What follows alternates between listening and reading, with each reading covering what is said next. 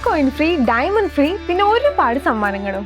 ഈ വർഷത്തെ അക്ഷയതൃതീയ എന്തായാലും നിങ്ങൾക്ക് ഐശ്വര്യം കൊണ്ടുവരും. വിഷു അക്ഷയതൃതീയോടനുബന്ധിച്ച് 1 പവന് മുകളിൽ പർച്ചേസ് ചെയ്യുന്ന എല്ലാവർക്കും ഗോൾഡ് കോയിൻ സമ്മാനം. കൂടാതെ ഡയമണ്ട് ആഭരണങ്ങൾ പർച്ചേസ് ചെയ്യുന്നതിൽ നിന്നും തിരഞ്ഞെടുക്കുന്ന ഒരാൾക്ക് ഡയമണ്ട് റിംഗ് സമ്മാനം. തീർന്നിട്ടില്ല, പർച്ചേസ് ചെയ്യുന്ന എല്ലാവർക്കും കൈ നിറയെ സമ്മാനങ്ങളും. മറക്കണ്ട, ഈ ഓഫർ ഏപ്രിൽ 10 മുതൽ 20 വരെ. Sevens gold and diamonds, Arookutty, Vazhuthala, Eramalloor, ഇപ്പോൾ പള്ളുരുത്തിയിലും.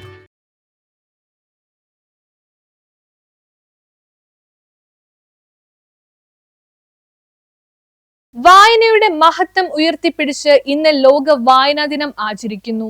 ഇന്ന് ജൂൺ 19 വായനാ ദിനമാണ്. കേരളത്തിൽ ഇത് PN പണിക്കരുടെ ഓർമ്മ ദിനമായും ആചരിക്കുന്നു. ജൂൺ 19 മുതൽ 25 വരെയാണ് വായനാ വാരമായി ആഘോഷിക്കുന്നത്. വായിച്ചാൽ വളരും, വായിച്ചില്ലെങ്കിൽ വളയും എന്ന കുഞ്ഞുണ്ണിമാഷിന്റെ വാക്കുകൾ വായനയുടെ പ്രാധാന്യം ഓർമ്മപ്പെടുത്തുന്നതാണ്. വായന നമ്മുടെ അറിവും ചിന്താശേഷിയും വർദ്ധിപ്പിക്കുന്നു. ഓരോ ദിവസവും പുതിയ അറിവുകൾ നേടാൻ ശ്രമിക്കേണ്ടത് നമ്മുടെ കടമയാണ്.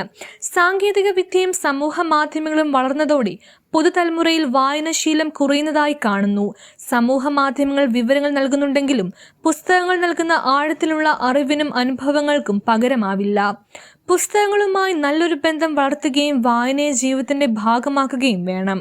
വായന നമ്മുടെ ബുദ്ധിയും മനസ്സിനെയും ചിന്തകളെയും വികസിപ്പിക്കുന്നു.